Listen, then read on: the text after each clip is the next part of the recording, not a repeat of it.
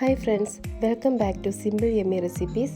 ഞാൻ ഇന്നിവിടെ കാണിച്ചു തരാൻ പോകുന്നത് ഒരു നല്ല ഗരം മസാല എങ്ങനെ വീട്ടിൽ തന്നെ നമുക്ക് പൊടിച്ചെടുക്കാം എന്നുള്ളതാണ്. ഇനി നല്ലൊരു ഗരം മസാല പൊടിച്ചെടുക്കാൻ എന്തെല്ലാം ഇൻഗ്രീഡിയൻസ് വേണമെന്നും അതിൻ്റെ അളവും ഞാൻ പറഞ്ഞുതരാം.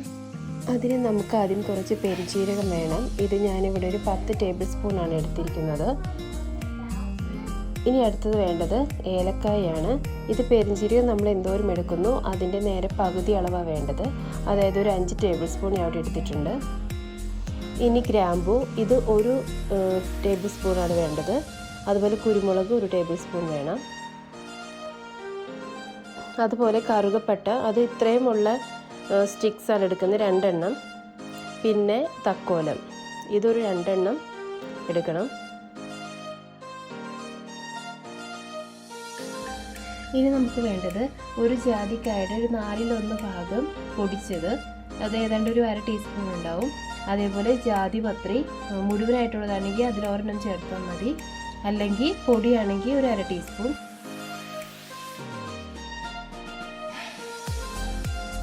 ഇനി ഇത് ഓപ്ഷണലാണ്, ഇത് ചേർക്കണമെന്ന് നിർബന്ധമില്ല. ഇത് വേണ്ടാത്തവർ അത് ഒഴിവാക്കിക്കോളൂ. ബാക്കി 4 ഇൻഗ്രീഡിയൻസ് വെച്ചിട്ട്, 4 അല്ല ബാക്കിയെല്ലാം ഇൻഗ്രീഡിയൻസ് വെച്ചിട്ടും നമുക്ക് നല്ല മണമുള്ള ഗരം മസാല ഉണ്ടാക്കാം. ഇനി നമുക്ക് ഓരോന്നായിട്ട് നന്നായിട്ട് വറുത്തെടുക്കണം. ആദ്യം പെരുംജീരകമാണ് ഞാൻ വറുത്തെടുക്കുന്നത്. ഓരോന്നും ഒരുമിച്ചിട്ട് വറുക്കുന്നവരുണ്ട്, പക്ഷേ എൻ്റെ ഒരു അഭിപ്രായത്തിൽ സെപ്പറേറ്റ് ഇട്ട് വറുക്കുന്നതായിരിക്കും നല്ലത്. അല്ലെങ്കിൽ ചിലപ്പോൾ ചിലത് ഒരുപാട് മൂത്ത് പോകും, ചിലതൊരു അധികമായിട്ടും ഉണ്ടാവില്ല. അതിന് ഭേദം സെപ്പറേറ്റ് ഇട്ട് ചെയ്യുന്നതായിരിക്കും. നമ്മുടെ പെരുംജീരകത്തിന് നല്ല മണമൊക്കെ വന്നു തുടങ്ങിയിട്ടുണ്ട്. നമുക്കിനി ഇത് മാറ്റി വേറെ പാത്രത്തിലേക്ക് ആക്കാം. ഇനി നമുക്ക് കുറച്ച് ഏലക്കായും ഇതുപോലെ തന്നെ വറുത്തെടുക്കാം.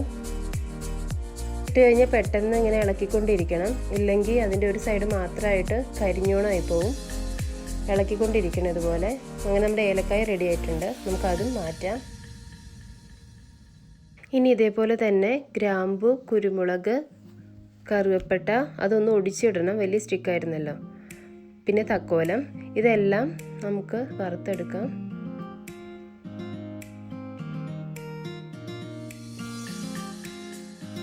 അങ്ങനെ നമ്മുടെ എല്ലാ മസാലകളും നമ്മളിവിടെ വറുത്ത് വെച്ചിട്ടുണ്ട്. ഇനി ഇതൊന്ന് ചൂടാറിയിട്ട് വേണം നമുക്ക് പൊടിച്ചെടുക്കാനായിട്ട്. ഞാനിവിടെ ഒരു 15 മിനിറ്റ് ചൂടാറാൻ വെച്ചിരുന്നു. ഇപ്പോൾ എല്ലാം ഒരു ജാറിലേക്ക് പൊടിക്കാനായി വെച്ചിരിക്കുകയാണ്. അതിൻ്റെ മുകളിൽ കാണുന്ന പൗഡറുകൾ നേരത്തെ കാണിച്ച ജാതിപത്രി പൊടിച്ചതും അതിൻ്റെ കുരു പൊടിച്ചതുമാണ്. ഇനി നമുക്ക് ഇത് നന്നായിട്ട് ഫൈൻ പൗഡറാക്കി എടുക്കണം. അങ്ങനെ ഞാനിവിടെ ഇത് പൊടിച്ചെടുത്തിട്ടുണ്ട്. നന്നായി പൊടിഞ്ഞു വന്നിട്ടുണ്ട്, കണ്ടോ? ഇതേ പരുവത്തിൽ വേണം പൊടിച്ചെടുക്കാനായിട്ട്. ഇനി നമുക്കിത് എയർടൈറ്റായ ഒരു കുപ്പിയിലേക്ക്, ബോട്ടിലേക്ക് അങ്ങനെ ഇട്ട് വയ്ക്കാം.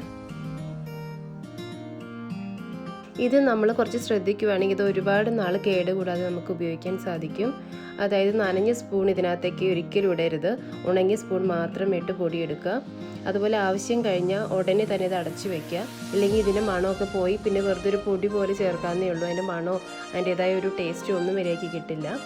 പിന്നെ ഒരു കാര്യം ശ്രദ്ധിക്കേണ്ടത്, ഇത് പൊടിച്ചെടുക്കാൻ നമ്മളിപ്പോൾ എല്ലാ ഇൻഗ്രീഡിയൻസും നന്നായി വറുത്തല്ല എടുത്തത്, അതുപോലെ തന്നെ ശരിക്കും വറുത്ത് വേണം എടുക്കാനായിട്ട്. അപ്പോൾ ഈ രീതിയിലൊരു ഗരം മസാല പൗഡർ നിങ്ങൾ വീട്ടിൽ തന്നെ ഉണ്ടാക്കി നോക്കുക. അപ്പോൾ ഇനി വേറൊരു റെസിപ്പിയുമായി ഞാൻ ഉടനെ വരാം. എൻ്റെ ചാനൽ ഇതേവരെ സബ്സ്ക്രൈബ് ചെയ്യാത്തവരുണ്ടെങ്കിൽ എൻ്റെ ചാനൽ സബ്സ്ക്രൈബ് ചെയ്യുക. അതോടൊപ്പം അതിനോട് ചേർന്നുള്ള ബെൽ ബട്ടൺ കൂടി ക്ലിക്ക് ചെയ്യുക.